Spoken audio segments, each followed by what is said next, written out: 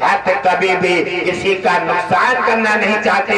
अरे संत चाहे तो भगवान विष्णु पल नहीं व्यतीत होगा तब तक यहाँ दर्शन सबको देना पड़ेगा। भगवान भक्त के बस में है। बोलिए भक्त और भगवान की जय हो। मेरा समझा रहे हैं, हे राजन आपका तो कोई कसूर नहीं है। क्या बात है, हे महापुरुषो धन्य है। हे भारत की ये मिट्टी, कितना गर्व करना चाहिए कि इस भारत की मिट्टी, भारत को, सनातन को इन महापुरुषों ने कैसे सजाया है। कितना बड़ा हृदय है, कितना बड़ा जिगर है, इतने बड़े घंटे पर भी किसी को सजा देने के लिए तैयार नहीं। इसी से कहते हैं साधो। सा का मतलब शांति और धू का मतलब धूल। जमीन पर पैर पड़ता है, गरीब अमीर कोई डाले बराबर चिपटेगी। ये नहीं है आप देखेंगे गरीब का पैर पड़ गया तो चिपट जाए और अमीर का पैर तो नहीं चिपटे, नहीं, धूल तो बराबर चिपटेगी, पैर किसी का पड़ा। तो साधु संत इसी से कहते हैं साधु, यानी धूल जो है बराबर कोई पक्षपात नहीं करती, सबको एक समान रखती है। ऐसे साधु जो होते हैं महापुरुष, वो सबको बराबर तराजू में तोलते हैं, वो कोई किसी को दंड नहीं देते। अब तुम्हें साधुओं की पहचान नहीं है तो मैं क्या क्या मैं आपको साधु संतों के पहचान के बारे में जरा समय मिल गया, 4 दिन मिले, 4 दिन में 4 बातों की शुरुआत होती है। और देखो घट घट बासी जी आपके सामने बैठे हैं।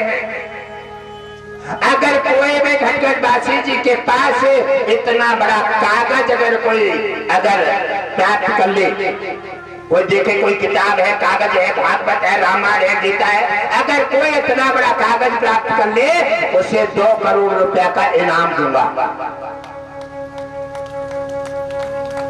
एक आदमी नहीं, 2 करोड़ का इनाम दूंगा उसे। और जब मिलेगा ही नहीं, है ही नहीं, इसे कहते हैं अरे बात यह है कि ये सीधा प्रसारण है। जब प्रसारण जब गिरता है प्रवचन बंद हो जाता है, और प्रसारण जब शुरू हो जाता है तो प्रवचन आरंभ हो जाता है। बाल योगी कृष्ण मुरारी विष्णु लक्ष्मी सर्वे सरकार की जय हो। हाँ मुनिराज ने, हे राजन भयभीत मत हो, और तुम्हारी तो कोई गलती नहीं है। राजा का तो जो अधिकार है और दंड देने का देना चाहिए, और तुम्हारा जो अधिकार था मैंने जब अपने गलती कबूल कर ली है और तब आपने दंड दिया है, ये तो आपने उचित काम किया है राजन। आपको इतने बड़े चोर की मदद करने वाले को, और जिसने जुर्म स्वीकार कर लिया तो राजा को ये मृत्यु दंड देना चाहिए। आपने तो अपने कुर्सी का अधिकार, राजा का फर्ज निभाया है, आपने कोई गलती नहीं की है, इसलिए आपको आजाद किया जाता है। आप भयमुक्त हो जाइए, मैं आपको कोई भी दंड नहीं दूंगा। राजा ने पसीना पोंछा, कहने लगे बात कितने महान संत हैं। ऐसे महान संतों के नाम है भारत सनातन। और उन्होंने कहा कि मैंने इन संत को सोले पर चलाया, और जिन संत ने मुझे इतनी बड़ी गलती को क्षमा करके और मुझे दया प्रदान कर दी है।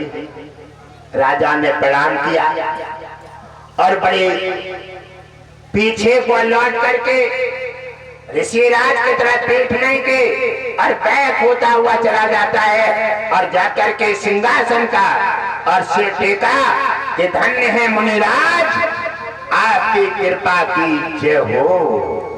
और जब उन्होंने कृपा की जय हो बोल करके और कहा, मुनिराज ने राजा को फिर बुलवाया।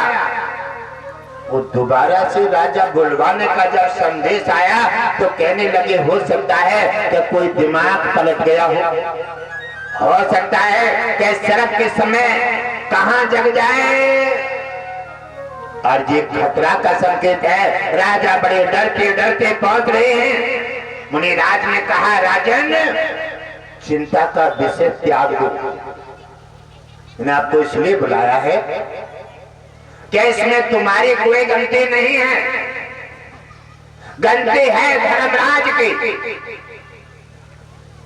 देखिए मुनिराज का कहां जा रहा है सिस्टम।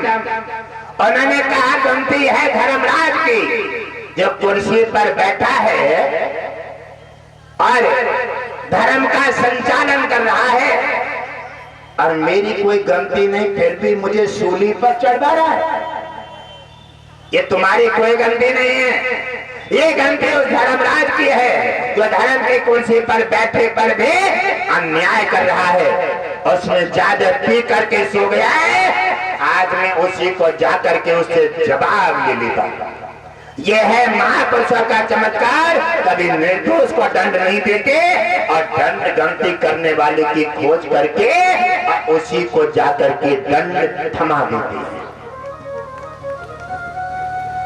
और कहने लगे राजन, आप निश्चिंत हो जाएं। और वहीं से मुनिराज उसी शूली से अपने आसन सहित धर्मराज के यहाँ चले जा रहे हैं। और धर्मराज के पास जब पहुंचे, क्योंकि धर्मराज यमराज इनके पास मर करके ही प्राणी जाता है, जीवित नहीं, ये नियम है। और जब मुनिराज अपने तपोबल से जीवित पहुंच गए तो धर्मलोक में हलचल मच गई, हलचल मच गई। जाकर के धर्मराज को सूचना दे जाती है कि कोई मृत लोक से कोई महापुरुषमय शरीर के पधारे हैं। धर्मराज कुर्सी से उठे चले आ रहे हैं। अरे कोई कहने लगे, महान संत है, ये नियम का उल्लंघन किया है। और धर्मराज ने देखा मुनिराज को तो धर्मराज का भी पसीना आ गया माथे पर। कहने लगा कुछ ये कारण है। कहने लगे मुनिराज प्रणाम, आपने ये यह धर्म लोक का नियम का उल्लंघन किया है। आप जीवित यहाँ कोई नहीं आता है, आप जीवित पधारे हैं। मुनिराज ने कहा, अरे धर्मराज वापस चले जाओ, वापस, और जाकर के अपना वो बही खाता उठा कर लाओ।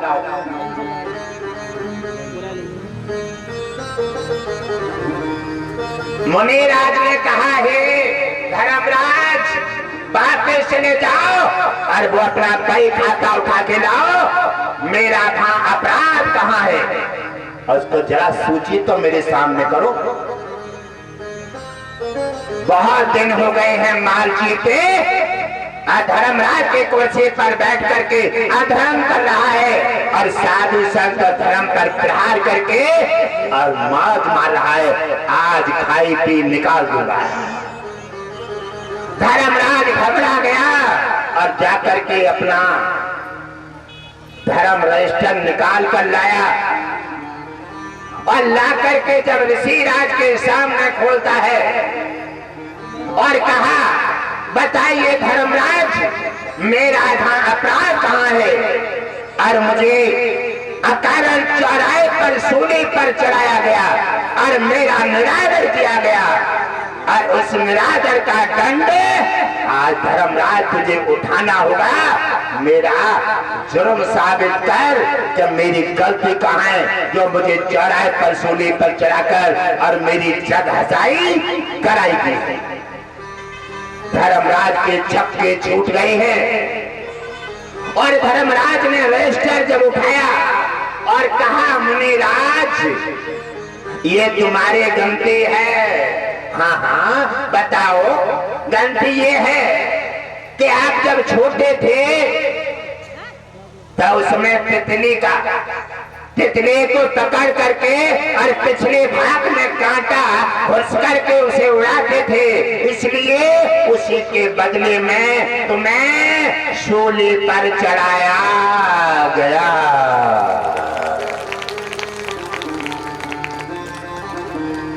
मुनिराज ने कहा, धर्मराज क्या तुमने कभी संविधान पढ़ा है? और धर्म की कुर्सी पर बैठ करके अगर तुमने संविधान नहीं पढ़ा है तो तुम्हें धर्मराज किसने बना दिया? अब सुनो, मैं तुम्हें जानकारी देता हूं।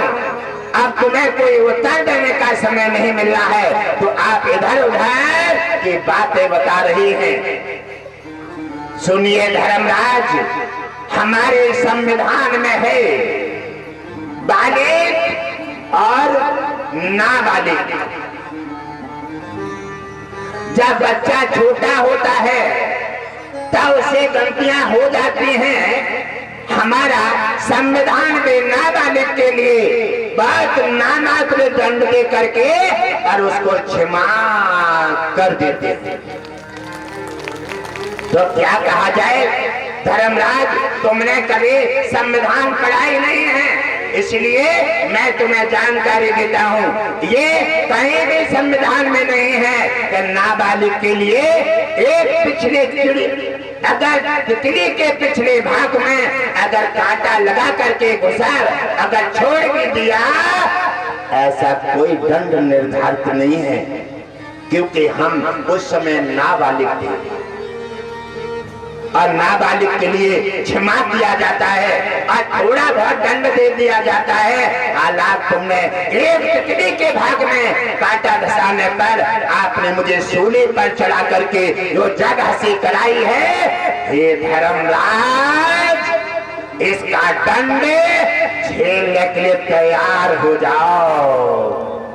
धर्मराज थर थर कांपने लगे और मुनिराज खड़े हो जाते हैं। उन्हीं के राज्य में, उन्हीं के धर्मलोक में जाकर के और मुनिराज ने जाकर के अपना झंडा गाड़ दिया है। साधु संत कभी चुप करके बात नहीं करता, साधु संत कभी कान में बात नहीं कहता है, साधु संत टंकार के साथ बोलता है और साधु संत अपने भगवान विष्णु और अपने बल पर धर्म के साथ, तपस्या तपोबल के साथ और निश्चय के साथ बोलता है। इसलिए मुनिराज ने कहा था कि सुन धर्मराज, अब हेरा फेरी की बातें अब यहाँ नहीं चलेगी। अब सुन, मैं तुझे दंड निर्धारित कर रहा हूँ। हे धर्मराज, अब तुम धर्म के कुर्सी चलाने योग्य नहीं हो।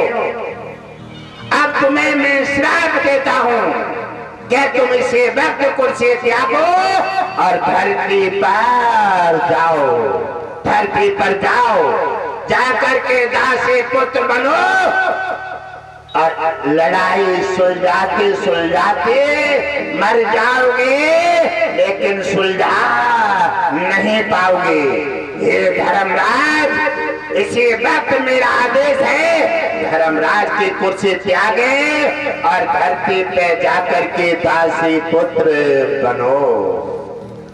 उसी समय धर्मराज ने मुनिराज के कहने से धर्मराज की कुर्सी का त्याग किया और वो धरती पर आ जाते हैं। वही आकर के बने हैं विदुर जी, आकर के दासी पुत्र और विदुर जी बने हैं। महाभारत में सुलझाते सुलझाते अगर पांडवन को समझाएं, अगर कौरवन को समझाएं, समझौता नहीं हो पाया, आकर क्या महाभारत हो गया और भयंकर युद्ध हुआ।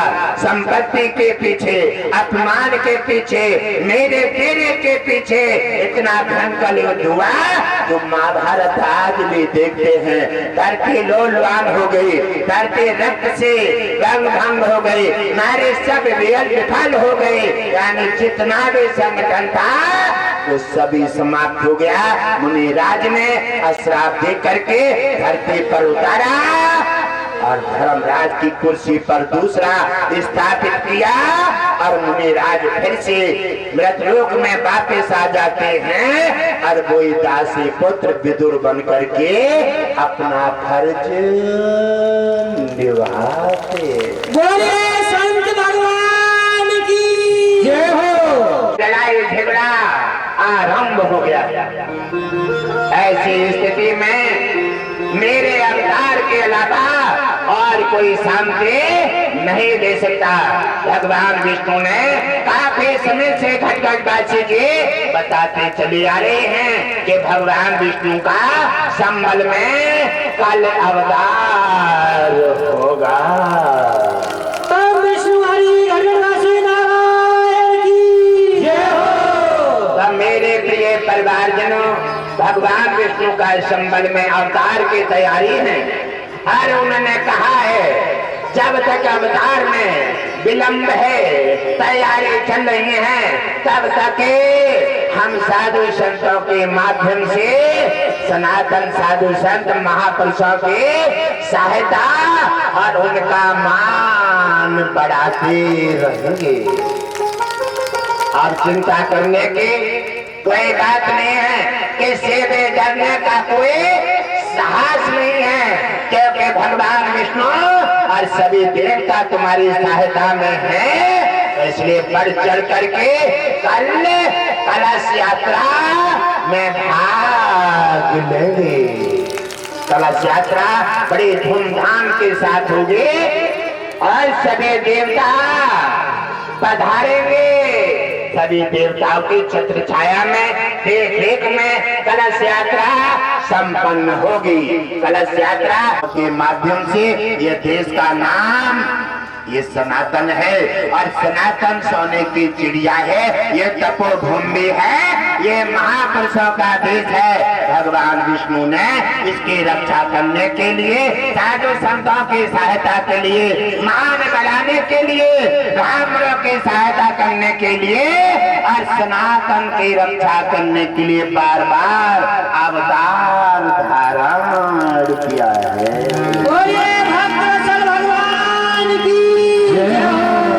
भगवान विष्णु ने फिर से कहा धरती पर आग लेगा अपने बहन के साथ परिवार के सहित तो कलश यात्रा में भाग लेगा। उसको देवता भगवान का भक्त बन जाओगे तो दर्शन अवश्य मिलेगा और कुछ न कुछ कोई एक काम नया अवश्य ही बनेगा। बोलिए अच्छे दरबार की जय हो। और जैसे तो फिर कल भी पूछा था गुरुदेव ने, आज भी भगवान किसी ने देखे हैं? देखने का प्रयास करो। भगवान भाव में है। देखो हवा कौन सी चल रही है?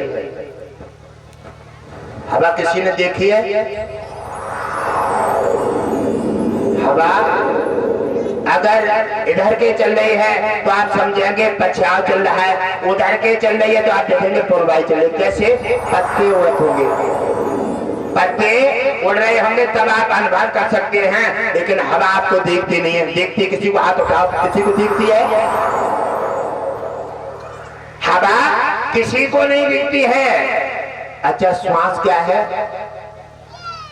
श्वास पवन का अंदर बाहर रहता आना जाना, बाहर के बाहर रह जाना, अंदर नहीं ठिकाना।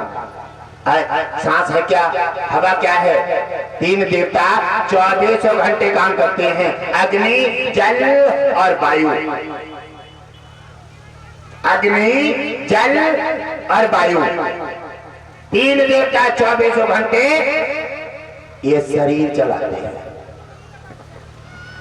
कोई इन तीनों देवताओं को प्रणाम करता है? अब बताओ, जो तुम्हारी नैया चला रहा है, अब उन्हें ना जान। अच्छा, हवा देखी ना है तुमने? जो तुम्हारा हवा से ही शरीर चल रहा है, यह हवा का प्रेशर है, यही श्वास है, इसे हरि कहते हैं, इसी से बोलता पुरुष कहते हैं और इसी से रूह कहते हैं। तीन देवता 24 घंटे तुम्हारे शरीर में, तुम्हारे शरीर का संचालन करते हैं। आप उन्हें नहीं जानते, आप उन्हें नहीं पहचानते, आप उनकी पूजा नहीं करते, आप उनका सम्मान नहीं करते, फिर भी वो तुम्हारी सहायता कर रहे हैं, फिर भी वो तुम्हारी मदद कर रहे हैं, तो आपके जीवन नहीं चला रहे हैं, लेकिन धक्का मार चल रही है, बढ़िया नहीं चल रही है। देखो, घर में खुशहाली हो, पूजा पाठ हो रहा है, घर में मंगलाचार है, तो घर आनंद पूर्वक होगा। और घर में कबू एक लड़ पड़ो तो कबू एक लड़ पड़ो, एक मुंह फुलाए बैठो तो एक रूठा महल में पड़ो, घर संपन्न नहीं होगा। क्यों? क्या रूठा महल रूठा और लड़ाई झगड़ा जहाँ होता है वहाँ भगवान लक्ष्मी नहीं जाते, क्योंकि वो जाते हैं जहाँ घर में मंगलाचार होता है। तो आपने स्वयं दरवाजा बंद कर दिया है, गलती किनकी है? आपकी। अच्छा ठीक है, हमारे देवियां हैं, अगर उनके एक बेटा है और एक बेटा है, अगर वो माता पिता को प्रणाम ना करें और उनकी बात ना माने, और उनकी कहना ना सुने और उनके समझदारी और उनके हिसाब से ना चले, आपको कैसा लगेगा? सोच लो, कैसे लगे हो तुम्हें? क्या देवता कैसे लगे? बताए तो देव। अच्छो लगे? अच्छो लगे देवियों?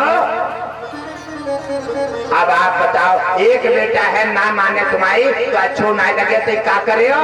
नौतन के पास जाओ, बुद्धि खराब हो गई जाकी, बुद्धि बदलवाने के लिए। अब नौते क्या करे? कहने लगे जी ऐसे ना हटे, गंदो है, अरे मुर्गा चाहिए, आपको बबूल से उतार करके और बेरिया में टांगे, आपको कोई सहायता नहीं मिलेगी। आपका एक अपराध था कि हमारा बेटा बिगड़ गया और दूसरा अपराध और कर दिया तुमने। क्या अपराध करने लगे? इसलिए अपराध से बचने के लिए अगर आपको एक बेटा है, बात नहीं मानने का बुरा लगेगा, तो आप देख लीजिए, तीन देवता हैं आपके, और तीनों देवता ही आप तीनों की बात नहीं मानने, उन्हें कितना बुरा लगता होगा? सोच लीजिए, सोचो देवताओं, लगेगा? और जब उन्हें इतना बुरा लग रहा है, तुम्हें कितना बुरा लगेगा। इसलिए आपको अपने घर में चमत्कार लेना है और निरोग बनना है। मैं आपको महत्वपूर्ण बात बता रहा हूँ, देखो ऐसा कोई नहीं होगा जिसको गैस नहीं बनती होगी। कोई किडनी से परेशान, कोई बुखार से परेशान, कोई बुखारिया से परेशान, कोई खांसी से परेशान, हर व्यक्ति कोई न कोई रोग है। ये क्यों है? ये रोग क्यों है? ये तीन देवतन की भी घसड़ पसड़ है। तीन देवता हैं, इन्हीं से तुम्हारे जीवन में यह चलती है। अगर ये नाराज हो गए कोई एक, तो आपका बीपी बढ़ गया, अग्नि देवता का तेज हो गए तो बीपी बढ़ा, हार्ट बन गया, एलर्जी बन गई, घबराहट होने लगी, तो क्या हुआ? अटैक पड़ गया। किसने बढ़ाया ये परेशानी? अग्नि देवता ने। अगर किसी प्रकार अग्नि देवता नहीं, अगर जल देवता नाराज हो गए और उन्होंने प्रेशर बना दिया, तो क्या हुआ? किडनी फेल हो गई, पेट भर गया, पानी तीसरे दिन 8वें दिन निकलवाओगे, खांसी जुकाम है क्या? कितने रोग बनेंगे। ये किसने बनाए? हमने।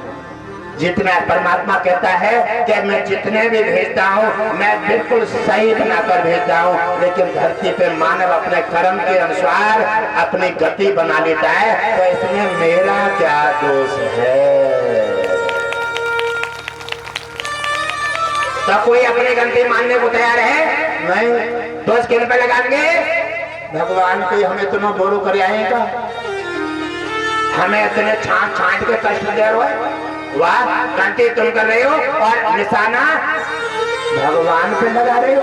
करते हो नहीं करते हो ऐसा? अरे बताओ कितनी बड़ी गलती है। अरे इतने बड़ा परमात्मा जिसने तुम्हें सर्वस्व दिया है, उसने तो तुम्हें बड़ा सुंदर और बड़ी अच्छी काया 100 साल तक कुछ नहीं बिगड़ सकता। 100 साल तक रोशनी नहीं जा सकती, दांत खराब नहीं हो सकते। 100 साल तक इस काया का कोई भी दिल मैला नहीं होगा अगर तुम उसके हिसाब से चलोगे। आगे क्या करते हो? आज चलो खाना मत बनाओ, चलो आज होटल पे खा ले रहे। खाओ होटल पे। होटल पे खाओगे सबसे बड़ा सस्ते वाला तेल, सबसे बड़े सस्ते वाले रिफाइंड, उसमें आपको बना के दिया जाएगा और फिर घर आए गए तो बेड पर लोटे लोटे फिर रही है। क्या होगा? तो गैस बन रही है। किसने बनाई गैस? तुमने। ये सारी परेशानी, सारी दिक्कत तुम्हारे बनाए हुए तुम पर ही निशाना बना रही है। हमारे देवता, हमारा भगवान विष्णु कोई भी किसी के प्रति अन्याय नहीं करते, वो तो हमेशा तुम्हारा हित सोचते रहते हैं। इसलिए साधु संत चाहे सर्दी हो चाहे गर्मी हो और मंचों पर बैठ करके चीखते हैं, तुम्हें रास्ता देते हैं, तुम्हें मार्ग देते हैं। लेकिन थोड़ी देर सुनोगे और तय जहां से निकलोगे तो पल्ले झाड़ कर दोगे, भूल जाओगे। 4 दिन सुनोगे और फिर भूल जाओगे। दवाई के बारे में बताया जाएगा, फिर भी दवाई ले लोगे, खाओगे। आंधी आ जाए तो एक बार में आंधी बड़ी आ जाती है। बीमारी जब बन जाती है तो धीरे धीरे हटेगी, हट निश्चित जाएंगे। इसलिए घाटघाटवासी जी ने भगवान विष्णु से अश्विनी कुमार और सुसैन वैद्य देवता ले लिए। और देवताओं के माध्यम से तुम्हारे जांच और चेकअप किए जाते हैं और गारंटी चैलेंज के साथ तुम्हारी समस्या का समाधान किया जाता है। गारंटी चैलेंज के साथ, चाहे कितनी खराब हो जाए और चाहे कोई भी बीमारी हो, कैंसर जैसी भयंकर बीमारी हो, चाहे हवा बाधाओं से परिवार पीड़ित हो और चाहे किसी प्रकार का घर में विघ्न हो, आप घटघटवासी जी से जुड़ जाएं, भगवान विष्णु का गुणगान करें। भगवान विष्णु कहते हैं पूरा विश्व मेरा वंशज है, क्योंकि सब भगवान विष्णु के वंश है।